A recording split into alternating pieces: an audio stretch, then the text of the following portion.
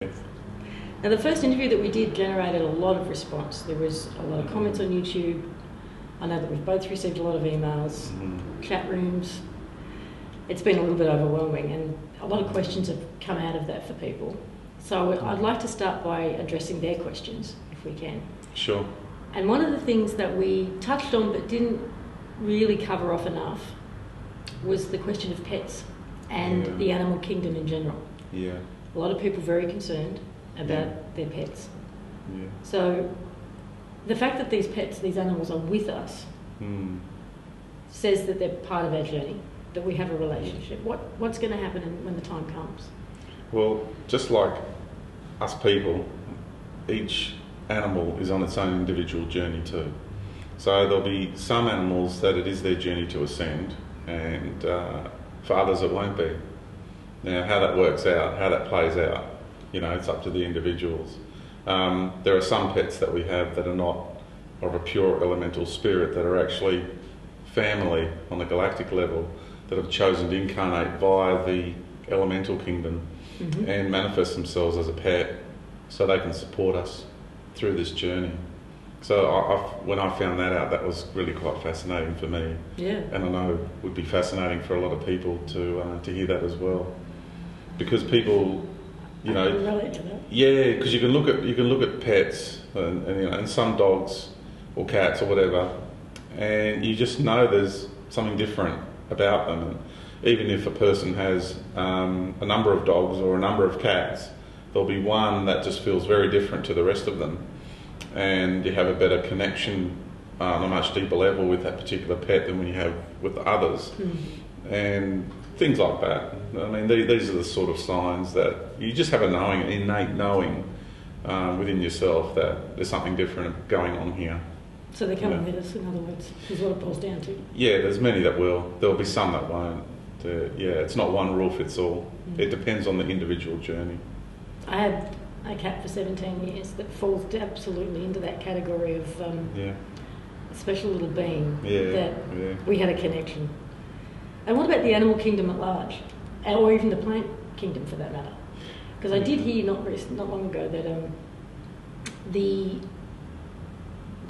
the animal kingdom is actually kind of fighting it out on its own level, and that what we would consider the harmful and venomous plants and animals are not going to move forward. They're kind of stuck in this whole 3D paradigm, and that's where they're going to stay. Is there any? I'd say that's probably for the majority. You could say that applies, but what will happen with them also is they will morph into a different state of being, just like we will morph from this state of being into a different state of being as well. So will members of the animal kingdom and the plant kingdom and what have you. So because in the high state that we are ascending into, everything's feeding off light, so nothing will feed off anything, and therefore, the things like fangs and things like thorns and what have you, all the old modes of protection and functionality is no longer required. So therefore, the actual physical state that life is going to morph into will be vastly different. It will be, I mean, even and people say, well, you just mentioned physicality. How can you call ascension physicality? Well, form then. Okay. But of a very unique kind. And that's only one part of what we will be anyway, because we're branching off now again, but our consciousness is going to go off and do something else. It's going to create its own universe, while there's an aspect of us which will have a body form of pure energy, and which will form a different function. Speaking of these body forms, are you aware of the term Adam Cadman? And if so, what does it mean to you? To me, it means a superior form of physicality, or form. I don't quite resonate with the label. I feel that is a label that has been given by beings who have been trying to create that themselves rather than a more organic process. I don't know why, I'm just being honest. I just don't, the energy of that to me has a bit of a superiority connotation to it. Yeah. Yep. And the beings that are involved with those processes and behind that name, like the energy behind that name, and I say to people, don't take my word for it, you feel into it and see what you get, but this is what I experience when I feel into the energy behind the name of the Adamic race, you know. Yep. The Adamic races, I get that connotation, I get that energy, and because of the experiences that I've had too, I've had the experience of the beings who are more, that is more their mission, more their intentions and their agendas in life is down that path of creating that Adamic race. I've done meditations where it's been about activating your Adam Cadman light body, and worked with that quite a bit a few years ago. So tell me more. Okay. When it comes down to the Adam Cadman light body, what you are referring to is a 4D body as well. All right. The perspective of what the Adam Cadman or the Adamic race is all about. I'll go to the original. The original was, how are we created? And we were created by a being that is on a galactic level the manifestation of the universal consciousness in a galactic embodiment. People can get a handle on that, because the universe who is the creator of this universe, and I'm sure you are in your universe, you're the creator of your universe, we've all got our own universes happening. We participate in the life process with the beings that are inside of us, experiencing life on all different levels. We manifest ourselves in all those levels too, and we play a participatory role with the beings on that level. And we do it with, limiting our consciousness too in different ways. Yep. So we can not be better than them, we're one of them, But we assign ourselves, just like each being has its own journey to undertake, we have ours. And let's say, for an example, because the perspective I have here is having taken the journey, understanding how we create life, okay? So you have this being that's manifested itself on a galactic level in this galaxy, who is the embodiment of the universal consciousness. And then there's the female aspect of that too, the male and the female.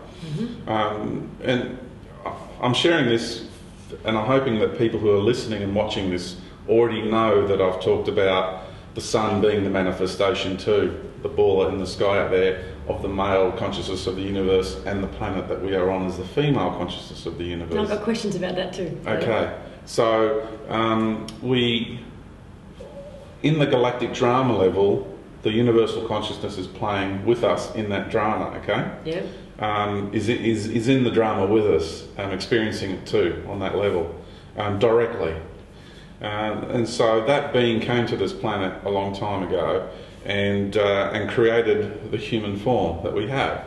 And it wasn't created, as the story goes, for mining gold and creating a slave race. That is totally untrue. That was what happened. There was other groups that came and took the original creation here and modified the DNA to create the slave race for their purposes. But the original human embodiment that was created here was for the purpose of creating a generic embodiment which holds all the codes in the universe, that any race from out there can then incarnate into human form, have the experiences we're going through, rebalance ourselves to the point where we can then ascend into a total balanced state of being and become a universal creator of light. That just rolls off the tongue, right. Isn't it? Right, so that's the original Adam that was created, was that embodiment, and then that consciousness of that being went into the Adamic body, because it will take responsibility first. It won't create a body and then say another consciousness will go in and be that body. Mm-hmm. It created the body, it went into that body and became that humanoid form and was the first humanoid form that walked this earth. Do you know what I'm saying? It takes responsibility for what it created. Yeah. And then from there, further things were created. You know, the male and the female form were created, and then the two came together, and then more life forms were created. But it wasn't a process of the offspring mating, and because you can't do that, it creates genetic defects and what have you. So it has to do more with genetic creation of more than one being. It wasn't just two. It started with two, but then others were created after that. So the understanding of what the Adamic concept is you've got the original one, and then you've got other races who are jealous and modify the genetics of the beings here on Earth to create their version of humanity so they can control them and use them and utilise them for their purposes. And this was done at the 4D level? Yeah. The human form, is it not a generic form used throughout the universe? Humanoid. Humanoid? Yes. Human, Earth human, no. Okay. Yeah, our genetics are unique. Because if you look at the ecosystem on the planet here, all life is expressed here. This is the melting pot of the universe. Nowhere else, that's why this reality is so dense, because you've taken all the expressions of life out there and you've compressed them into one reality. Yep. And we experience such a dense reality because you've taken all the codes of life and you've compressed them into one living form. That's why we're called human. Hu is an ancient word for God, and man actually means mind. So it's godly beings of godly mind.